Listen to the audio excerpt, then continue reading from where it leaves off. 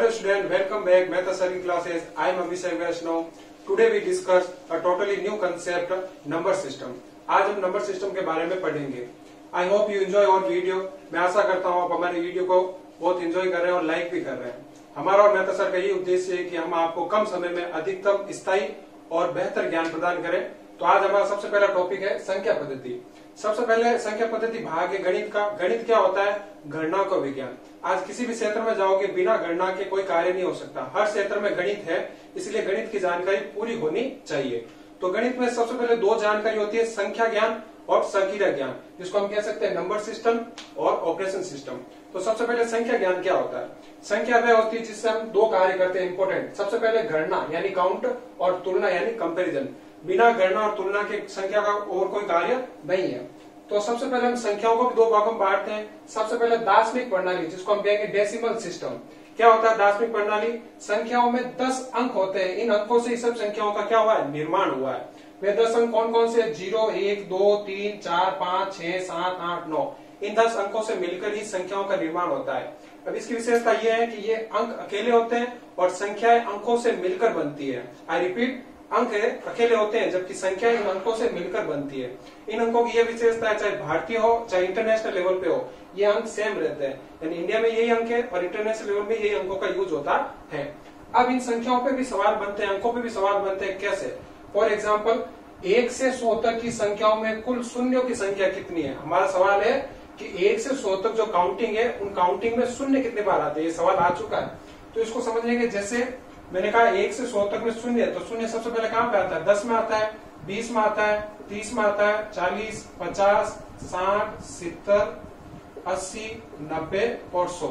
और हमारा सवाल है कि 1 से 100 तक की संख्याओं के बीच में शून्य कितनी बार आता है. तब हम इनको काउंट करेंगे तो 1, 2, 3, 4, 5, 6, 7, 8, 9, 10, 11. यानी 1 से 100 तक के बीच में शून्य 11 बार आते हैं. उसी तरह हमारा अगला सवाल है कि 1 से 100 तक की संख्याओं में कुल एक ही अंकों की संख्या, अंक की बात हो रही है, हमें संख्याओं की बात नहीं हो रही है. संख्या अंकों से मिलकर बनती है, अंक की बात हो रही है. एक अंक की संख्या कितनी बार आती है? तो वो आती है 21 बार. कितनी बार आती है? 21 बार. ओके स्टूडेंट, जो हमारा टॉपिक चल रहा था डेसिमल सिस्टम, अंकों की जानकारी, उस पर हम सवाल की बात कर रहे थे. सबसे पहले हमने सवाल किया था कि 1 से 100 तक के बीच में शून्य अंक कितनी बार आते हैं. तो हमारा उत्तर आया था कितना? 11. उसी प्रकार हमारा अगला क्वेश्चन था 1 से 100 के बीच में 1 कितनी बार आता है. तो हमारा उत्तर था 21.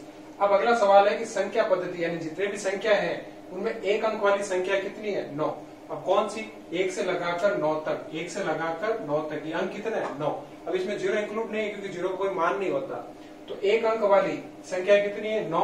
उसी तरह 2 अंक वाली संख्या कितनी है? 90. कौन सी है? जैसे 2 अंक वाली संख्या शुरू कहां से होती है? 10 से, और खत्म कहां तक होती है? 99 यानी 99. तो ये अगर मैं इनको काउंट करूं तो ये 90 होते हैं आपस में. कितना होते हैं? 90. उसी तरह 3 अंकों की वाली संख्या कितनी होगी? 900. इसी तरह 4 अंकों की एक जीरो और बढ़ा दूंगा तो हो जाएंगे 9000. तो संख्या पद्धति जितनी भी संख्या उनमें एक अंक वाली संख्या कितनी है? 9. 2 अंक वाली संख्या है 90. 3 अंक वाली संख्या है 900. और ये सबसे अच्छा सवाल है कि 1 से 100 तक की संख्याओं में कुल अंकों की संख्या कितनी है? 192. अब ये कैसा आया? यानी 1 से 100 तक जो काउंटिंग है, जैसे जितनी भी संख्या है उनमें अंक कितने हैं? जैसे 10 है, 10 में 2 अंक है, 1 और 0.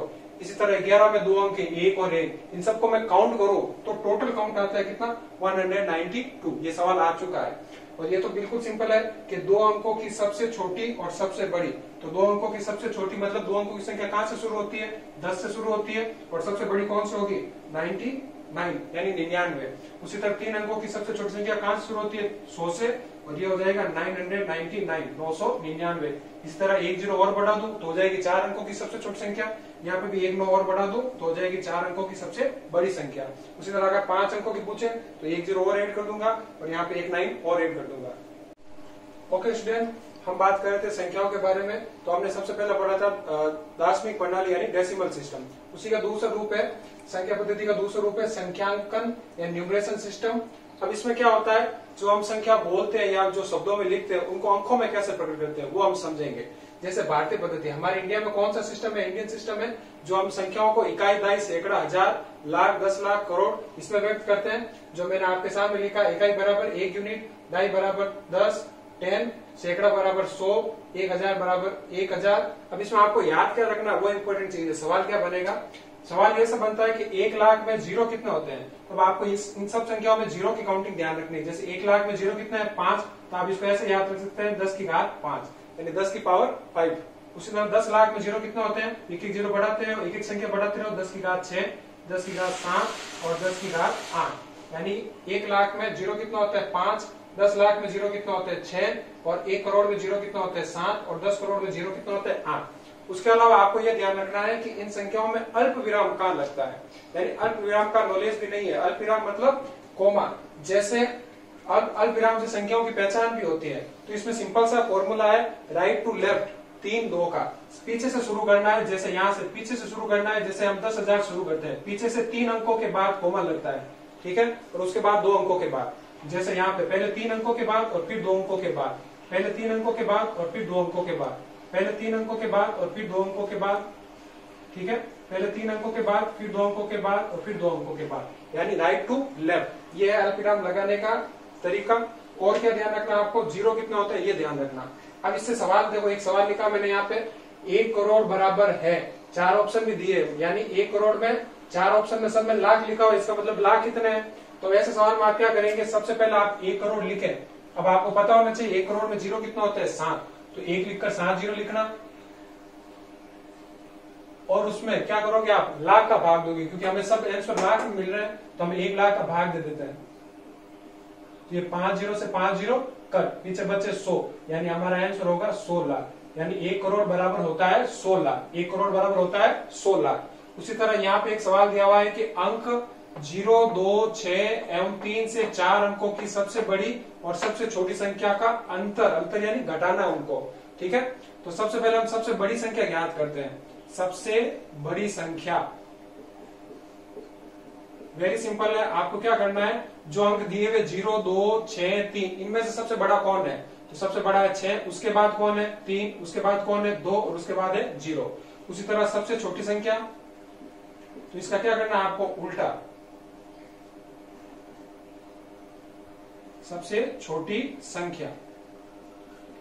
अब इसमें ध्यान रखना, अगर आपने यहाँ पे 0 पहले लिख दिया, जैसे फॉर एग्जाम्पल आपने लिखा 0, 2, 3, 6, तो ये गलत है, क्योंकि सवाल कह रहा है कि 4 अंकों की, जब इसको मैं पढ़ूंगा तो ये 3 अंकों की डिजिट है, इसको हम पढ़ेंगे 236।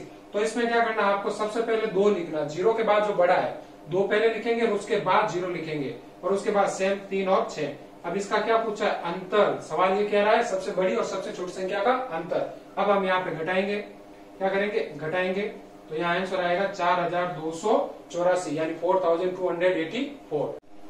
ओके स्टूडेंट, हम अंकों की पद्धति के बारे में बात कर रहे थे। सबसे पहले हमने पढ़ा था भारतीय पद्धति, अब हम पढ़ रहे हैं अंतर्राष्ट्रीय पद्धति यानी इंटरनेशनल सिस्टम, यानी भारत से बाहर संख्याओं को कैसे व्यक्त किया जाता है। वहां पे देखो संख्याओं को इकाई, दहाई, सैकड़ा और हजार तक तो सेम है। अब चेंजेस कहाँ पे होता है, 10,000 तक भी सेम है, चेंजेस होता है 1 लाख पर। हम यहाँ पे कहते हैं 1 लाख और वहां पे कहते हैं 100,000 यानी 100,000, क्या कहते हैं 100,000। उसके बाद सबसे इंपोर्टेंट यहाँ से शुरू होता है 10 लाख। 10 लाख बराबर होता है 1 million. 10 lakh is equal to 1 million. अब आपको ध्यान क्या रखना, इंडियन सिस्टम और इंटरनेशनल सिस्टम में संख्याओं में अल्प विराम में ध्यान रखना है। जैसे आपको ये तो पता चल गया कि 1 मिलियन बराबर 10 लाख होते हैं और 10 की घात 6 होते हैं।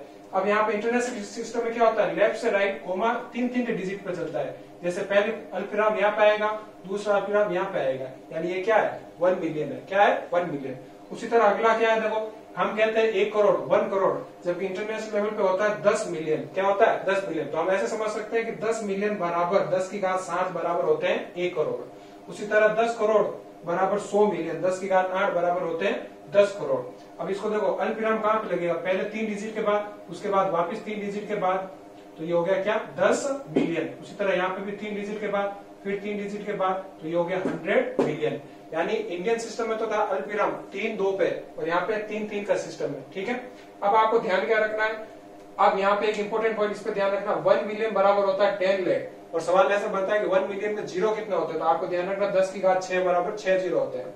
अब अगला मैंने लिखा 1 बिलियन, मिलियन के बाद आता है बिलियन, जो एक बड़ा अमाउंट होता है, वो होता है 1 अरब। अब 1 अरब कैसे बनता है, जैसे 10 करोड़, उसी तरह 10 करोड़ 100 बार लोगे 100 करोड़ मिलकर बनता है 1 अरब। 10 की घात 9, क्योंकि 10 करोड़ में 10 की घात कितनी होती है 8। उसी तरह 100 करोड़ में 10 की घात कितनी होगी 9। अब 1 ट्रिलियन क्या होता है, 1 ट्रिलियन बराबर होता है 10 खरब, जो बहुत बड़ा अमाउंट होता है, जो एक देश का बजट भी हो सकता है। तो 10 लाख बराबर होता है 1 लाख करोड़, यानी 10 की घात 12, 10 की घात 12। ये बहुत हाई लेवल है, तो भी आपको इसकी जानकारी होनी चाहिए कि 1 मिलियन बराबर 10 लाख, 1 बिलियन बराबर 1 अरब 100 करोड़, और 1 ट्रिलियन बराबर 10 खरब, और 1 लाख करोड़। ठीक है, उसके बाद एक सवाल है आपके सामने लिखा हो छोटा सा, 1 बिलियन भाग डिवाइड 1000। तो सबसे पहले आपको ये पता होना चाहिए 1 बिलियन लिखते कैसे है। तो 1 बिलियन के लिए मैंने आपको एकदम शॉर्टकट सिस्टम बताया। 1 बिलियन बराबर 10 की घात 9, यानी 1 लिखकर 9 जीरो लगाओगे, 1 लिखकर 9 जीरो लगाओगे, और उसमें भाग भी दो किसका, 1000 का। तो ये 1000 का भाग दिया, तो 3 जीरो से 3 जीरो कर, उसके बाद जो संख्या बची उसको वापस काउंट कर लो। तो 10 lakh is equal to 1 million, 10 lakh is equal to 1 million. ठीक है, तो 1 बिलियन भाग divide 1000 is equal to 10 lakh equal to 1 million. Okay student, तीसरा हमारा है रोमन पद्धति। हम रोमन सिस्टम में भी संख्याओं को व्यक्त कर सकते हैं। सबसे पहले रोमन सिस्टम में ये सारणी बनी हुई, सारणी से संख्याओं को 1 से लगाकर 1000 तक संख्याओं को हम व्यक्त कर सकते हैं। तो इसमें देखो ध्यान रखना, इंग्लिश के कैपिटल लेटर के ये वर्ड यूज होते हैं, यानी I, V, X, L, C, D और एम। इनका यूज करके हम 1 से लगाकर 1000 तक की संख्याओं को लिख सकते हैं। आपको ये टेबल याद होनी चाहिए, यानी 1 को कैसे लिखते हैं, कैपिटल आई में, 5 को वी में, 10 को एक्स में, 50 को एल में, 100 को सी में, 500 को डी में, और 1000 को एम में। उसके अलावा आप चाहे तो 1 से 20 तक की संख्याओं को याद कर सकते हैं, और उसके बाद 1 से 10 तक, उसके बाद 20, 20, 30, 40, 50, 60, 70, 80, 90 और 100 इनको कैसे लिखते हैं। अगर आपको ये जानकारी है तो आप 1 से लगाकर 1000 तक या इससे आगे भी संख्याओं को रोमन संख्या में लिख सकते हैं। ठीक है, इस प्रकार हम सबसे पहले कुछ सवाल करते हैं, जैसे निम्न संख्याओं को रोमन संख्याओं में लिखना है, कन्वर्ट करना है रोमन संख्या में। जैसे यहाँ पे लिखा हुआ है कितना, 14, 14। तो सबसे पहले हम क्या करें, इसको टुकड़ों में बांटते हैं। जैसे 14 इज इक्वल टू 10 प्लस 4। तो हमें पता है 10 बराबर क्या होता है, 10 बराबर होता है x। तो हम लिख सकते हैं x, और 4 बराबर क्या होता है, i और v। तो ये रोमन संख्या में हमने लिखा 14। उसी प्रकार 60, तो 60 को हम लिख सकते हैं 50 प्लस 10, या सीधा लिख सकते हैं 60 बराबर होता है lx। क्या होता है, lx। उसके बाद हमने लिखा 110, तो इसको हम पहले डिवाइड बांट देते हैं, 100 प्लस 10। तो 100 बराबर क्या होता है, c, और 10 बराबर होता है x, तो cx। उसी प्रकार यहाँ पे हमने लिखा है 509, तो सबसे पहले हम लिखते हैं 500 प्लस 9, और 500 बराबर क्या होता है d, और 9 बराबर क्या होता है, ये रहा, वेरी सिंपल, i और x।